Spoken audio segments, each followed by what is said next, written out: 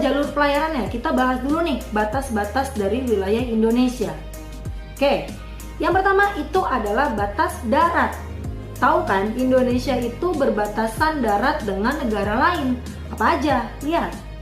1. Ada Malaysia yang berbatasan dengan Kalimantan.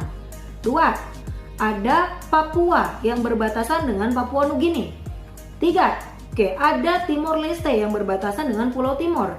Gitu. Jadi ini adalah batas dari Indonesia di darat. Sekarang batas laut. Oke, batas laut dan batas udara.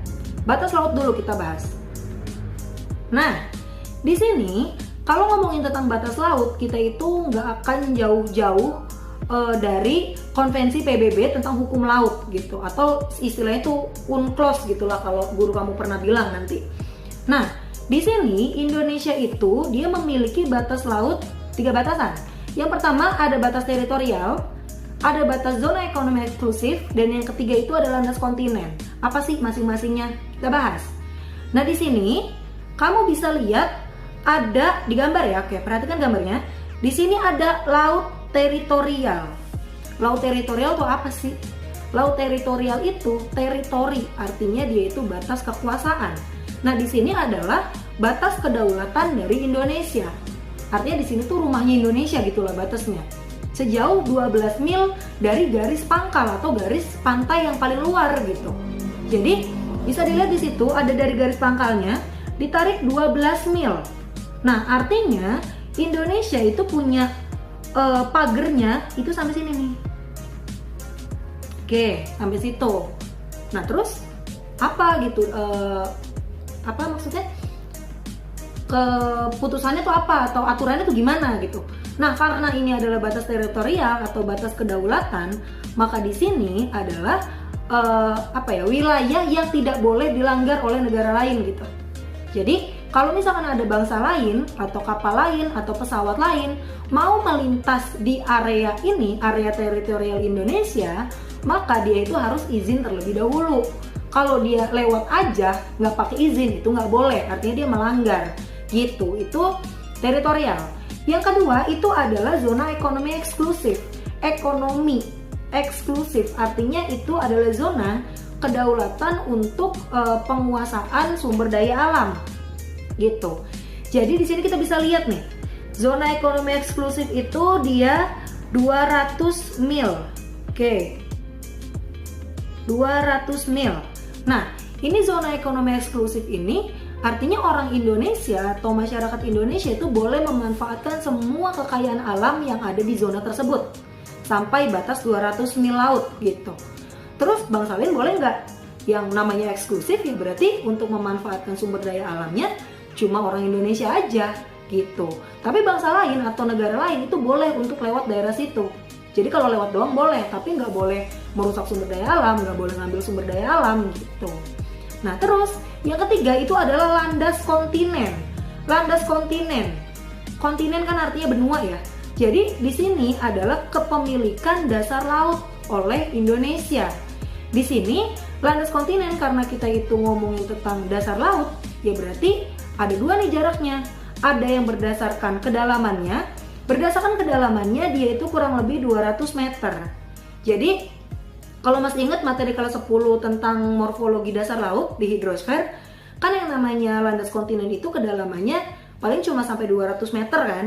Nah, itu yang disebut dengan wilayah landas kontinen Indonesia gitu. Jadi secara vertikal itu cuma 200 meter.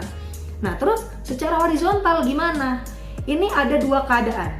Yang pertama, ketika landas kontinennya itu dia landai. Jadi kalau aku gambarin gini, anggaplah ini dasarnya, dasar lautnya, dia itu landai, dan yang satunya itu dia curam. Oke, sekarang aku kasih warna biru deh sebagai batas kalau itu tuh air gitu. Nah ini air lautnya nih warna biru. Ini juga aku gambar air lautnya warna biru. Oke, kalau misalkan keadaan yang pertama, ini aku tulis A, ini B. Yang pertama atau yang A, kalau dasar lautnya itu dia landai, maka dari segi dari jarak horizontalnya itu berhimpitan dengan ZEE, artinya dia itu 200 mil gitu. Kalau misalkan dia curam, maka itu kita ambil yang paling ujung sebelum dia itu curam. Artinya wilayah landainya itu masih wilayah Indonesia, sedangkan yang curamnya itu udah bukan gitu. Nah, terus nih lihat di sini kan batas yang curam dan landai di sini ya. Aku tarik garis ke atas nih. Nah, artinya untuk wilayah yang X ini punya Indonesia, yang O-nya itu bukan punya Indonesia. Gitu. Itu tentang landas kontinen. Oke, kita masuk ke materi yang terakhir. Ini adalah inti materi dari bab ini gitu, tentang jalur transportasi di Indonesia. Oke, tadi di letak geografis kita udah belajar tuh, katanya Indonesia itu adalah wilayah yang strategis gitu. Karena wilayah strategis, maka Indonesia itu ketika ada orang dari Asia mau ke Australia, dia itu akan melewati Indonesia ataupun sebaliknya. Nah, di sini kita bisa lihat ada laut-laut yang pasti dilewati sama pelayaran internasional. Artinya ketika orang-orang dari negara lain itu lewat Indonesia, dia pasti lewat laut ini. Apa aja lautnya? Yang pertama itu ada Laut Natuna. Yang kedua ada Laut Jawa. Yang ketiga ada Laut Flores. Yang keempat ada Laut Sulawesi. Yang kelima ada Laut Maluku. Terus satu lagi Laut Banda. Nah, itu adalah laut-laut yang paling sering dijadikan tempat untuk berlayar gitu, untuk transportasi. Kemudian ada selat-selat yang digunakan untuk pelayaran juga gitu, pelayaran internasional maupun nasional. Selatnya itu adalah Selat Malaka, yang kedua Selat Sunda, yang ketiga Selat Makassar, yang keempat itu Selat Lombok. Oke, ingat-ingat ya tadi, Selat Malaka, Selat Sunda, Makassar, dan Selat Lombok. Nah, selat ini tuh apa sih maksudnya gitu? Jadi selat ini bisa dikatakan sebagai pintu gerbangnya gitu. Jadi kalau mau masuk Indonesia tuh pasti lewat selat ini gitu. Yang pasti di daerah Selat Malaka ketika pelayaran internasional itu adalah selat yang paling banyak dilintasi. Kenapa? Karena Selat Malaka itu adalah pintu gerbang utama. Jadi kalau misalkan orang dari Asia nih mau ke Arab misalkan lewat Indonesia, pasti dia lewat Selat Malaka gitu. Oke, kemudian karena letak Indonesia yang strategis dan Indonesia itu punya jalur transportasi laut yang menunjang seperti ini, maka dibentuklah yang namanya ALKI atau Alur Laut Kepulauan Indonesia. Ini adalah jalur yang ditetapkan berdasarkan Konvensi Hukum Laut Internasional sebagai jalur pelayaran dan penerbangan damai, sehingga dapat terselenggara secara terus-menerus tanpa terhalang dan secepat mungkin. Maksudnya apa? Kan kita tahu kan tadi kan, kalau Indonesia itu punya batas teritorial nih. Batas teritorial Indonesia ini nggak boleh dilanggar. Artinya bangsa lain itu dia nggak boleh melintasi wilayah Indonesia sembarangan. Tapi dengan adanya ALKI itu mempermudah transportasinya gitu, mempermudah perlintasan di sekitar Indonesia. Jadi dibuatlah jalur-jalur yang diperbolehkan untuk kapal asing atau pesawat asing itu untuk melintas dengan ketentuan-ketentuan yang sudah ada tentunya gitu. Yang pertama, ALKI 1, dia melewati Selat Sunda, Selat Karimata, Laut Natuna, dan Laut Tiongkok Selatan. Gimana jalurnya? Gini. Oke. Dari atas tuh, dari Laut Tiongkok Selatan atau Laut Cina Selatan dulu namanya, sampai ke Samudra Hindia melewati Selat Sunda. Yang kedua, itu ALKI 2, dari Selat Lombok, Selat Makassar, dan Laut Sulawesi. Jalurnya, nah, jadi dari Laut Sulawesi sampai ke Samudra Hindia. Yang ketiga, ALKI 3. Nah, ALKI 3 ini dia agak unik. ALKI 3 ini nanti kita bagi menjadi 3A, 3B, dan 3C. Karena di sini wilayah ALKI 3 itu lumayan luas gitu. Jadi kita bagi.